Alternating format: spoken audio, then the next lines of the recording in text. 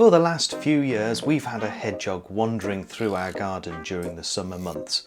Well, I honestly don't know if it's the same hedgehog or not. There could be more than one. It tends to come in under our fence on one side of the back garden. It does a loop of our house and walks across our front lawn, and I think it ends up camping under a bush in my neighbour's garden. So I thought sleeping under a bush next to a road can't be a great place to live. So why don't we get it a nicer place to live? No, actually that's not true. My wife said we should get it a hedgehog house, but this being a smart home channel, I have to do things a little differently, of course.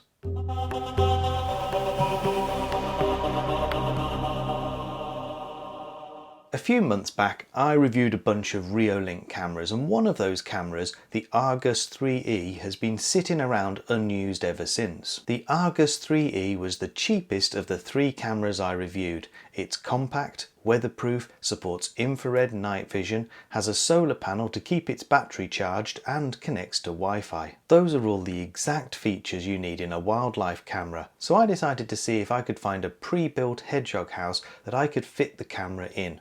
The house couldn't be too small or the camera would take up too much space inside it, and also struggle to focus on anything in there.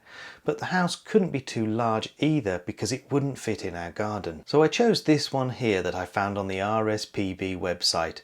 It's a decent size and already has a hole in the back that I can use for the camera's power cable, plus it has a solid base to it. Anyway, I ordered that one, and when it arrived I had to make a few modifications, so let's jump ahead, back to when it arrived. So I'm recording this bit ages after it's been installed in the garden, but for the sake of continuity, ooh, it's just arrived, let's unbox it. So the idea is we take a normal hedgehog house and put a little wireless battery powered solar camera in there, so as we can try and capture what's going on. So let's have a look inside this box at the hedgehog house, and somehow I've got to figure out how to fit this camera inside it. Do I even need scissors to get in here? No, I don't think I do. I think that just opens up here. Okay. Throw the box away. Let me turn this round so as you can see it. There we go. Look at that. Got this little screw here. I think I have to keep turning. Yep. And now I can open it up. Oh, and that's the hedgehog house. Now there's 2 specific reasons I went for this particular model. Well, actually it's 3 reasons. First one is it's solid wood, so it's not made of composite or pressboard. No, it is.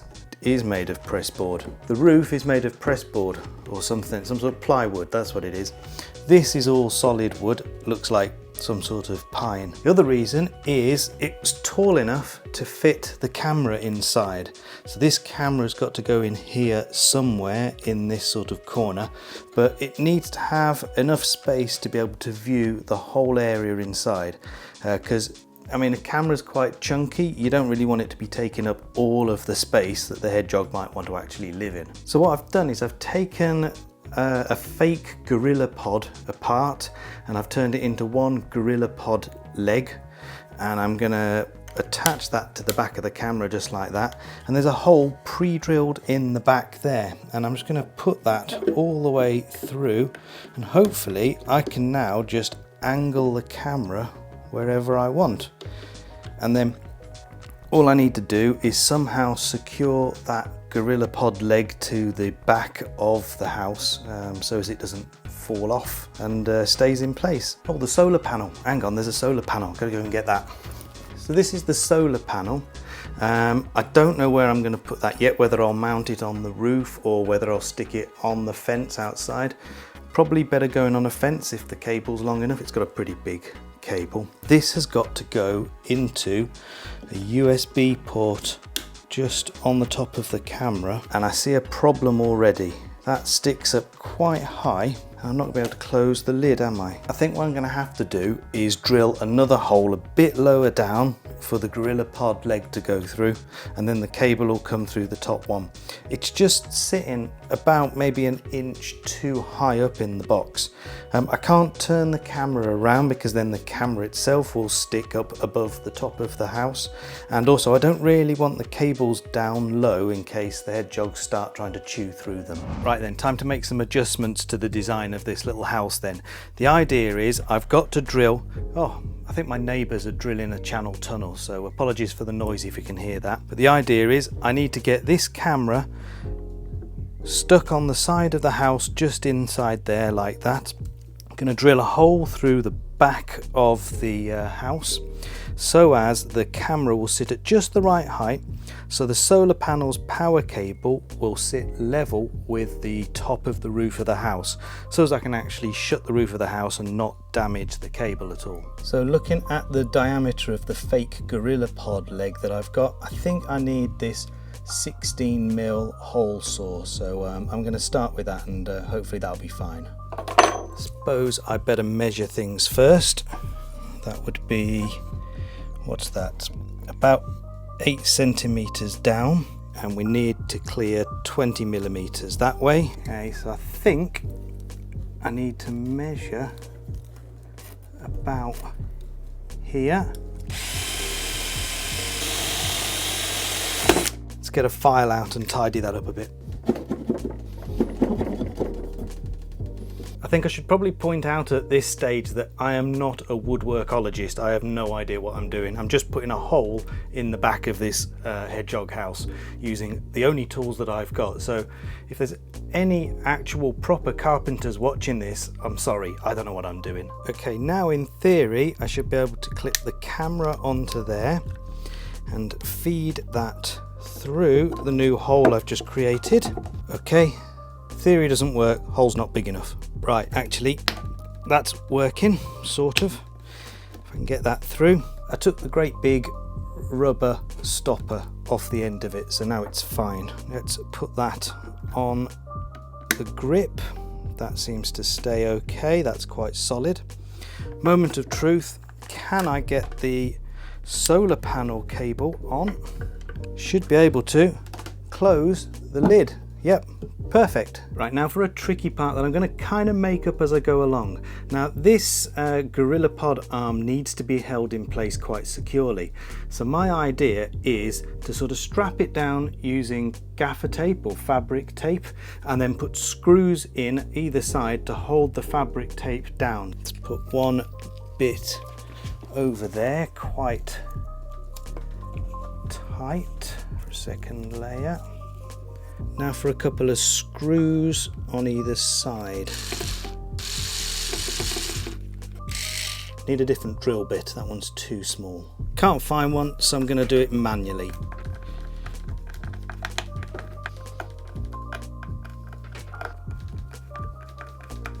There's probably a much better way of doing this, and if I think of one, I'll fix it later. Okay, so that's the Reolink camera installed inside the hedgehog house. I just need to use the app to make sure that the camera is angled perfectly, so as I can see what's going on in here.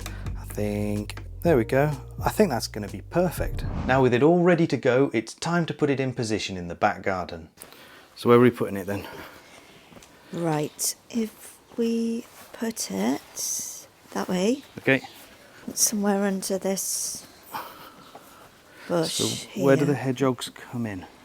So can you see the gap under the fence there? Yeah, okay. Yeah. So are we putting it, oh, we can't put it that side because it will block it. So yeah, where these the other side, where those is. pots are. Have you... Get rid of that. Okay.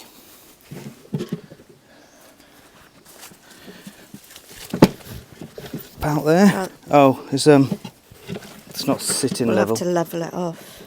Yeah, they're not going to get up that, are they? I'll go and get need a little hedgehog ramp. Hedgehog ramp. I'll get a spade or something.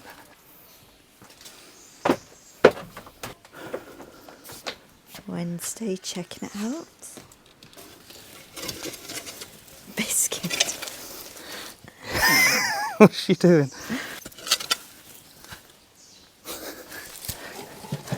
That looks quite flat. Yeah, God. That looks good.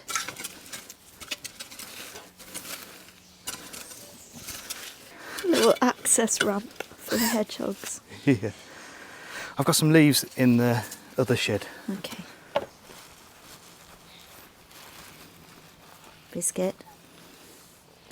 I don't know how much you put in, but I go grab some leaves. Yeah, just a small handful, like. Yeah. Okay. Better fit the solar panel now. Right, tree in the way. I think I'm going to put the solar panel about here. This is a lot harder than it looked. If I'd put a bit of thought into this, I reckon I could have made it a lot easier. Trees. Right, there's the solar panel. Let's get back around behind all of this. And the solar panel screws onto the bottom somehow.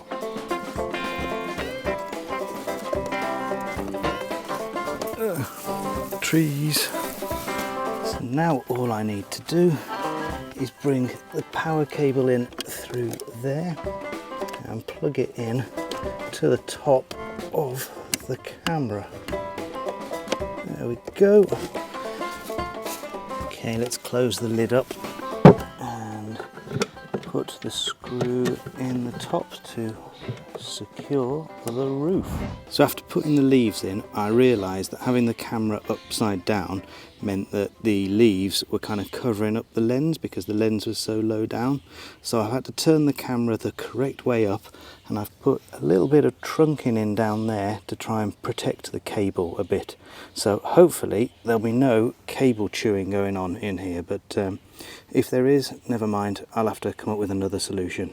With the camera all set up in the app, it's important to tweak a few settings to make it hedgehog friendly. Firstly, we don't want the LEDs coming on at all. We want to keep it nice and dark in the hedgehog house at all times, so we need to make sure the spotlights stay off. There's also a blue status LED on the camera, and we need to make sure that is turned off too. We're going to make sure that the only light in the hedgehog house is invisible infrared light, so we'll get nice black and white night vision images. I'm also enabling push notifications for motion detection because I want to know immediately when the camera detects any motion in the hedgehog house, so as I can go and take a look at the video feed or recordings. With this particular camera, you can put a micro SD card directly inside it and it'll record video clips to that. Or what I've done is add the camera to my Reolink home hub so as all the videos get saved there instead. I already have my other cameras connected to that, so it makes sense in my case, but you don't need a home hub.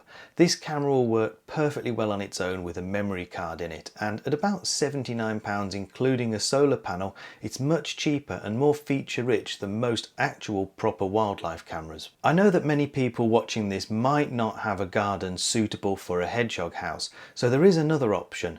Through the wildlife trusts you can adopt a hedgehog, and that's what I've done. You can do this through a local wildlife trust near you, but I went through the Wildlife Trust for South and West Wales, and in return for your donation they send you an adoption pack. In the pack you get a welcome letter plus a certificate with your name on it. I've adopted a hedgehog on behalf of this channel, so basically I've donated some of my advertising revenue, so if you didn't skip the adverts, thank you. You also get a hedgehog fact sheet, and most importantly, you've probably already noticed him in the background, but you get a little cuddly hedgehog soft toy. He doesn't have a name yet, so submit your ideas in the comments please, so as we can officially name him in an update video. It's currently June right now while I'm recording this, and I'm hoping we get a hedgehog move in over summer, and it would be brilliant if they hibernated in there over winter. What would be even better is if a pregnant hedgehog moved in and we got to see the hoglets. My plan is to keep a close eye on it and save all the videos I can from the camera, so I'll let you know when there's any news. But if you can't wait and want to keep your eyes on things in the meantime, then I have set up the camera to upload a snapshot to my website every hour. If there are any interesting images, then I'll put them in a separate gallery on the same page. Just visit speaktothegeek.co.uk/hedgehog-cam. I'll stick that link in the description for you. For my fellow geeks out there, all I've done to create this is use Home Assistant to take a snapshot image every hour and then set up a cron job on my web server that copies the image over for public viewing. Anyway, I hope you enjoyed this little video. If you're interested in the hedgehog house or the camera camera that I've used, check out the links down in the description for where to buy them from. A massive thank you to these amazing people here who are my channel members and patrons. If you'd like to support the channel by becoming a member or patron, then check out the links down in the description. In return, I'll give you early access to my videos and some bonus content too. Maybe some sneaky hedgehog photos if we're lucky. Please give this video a like and don't forget to subscribe for free to see more from me. Thank you for watching. Goodbye.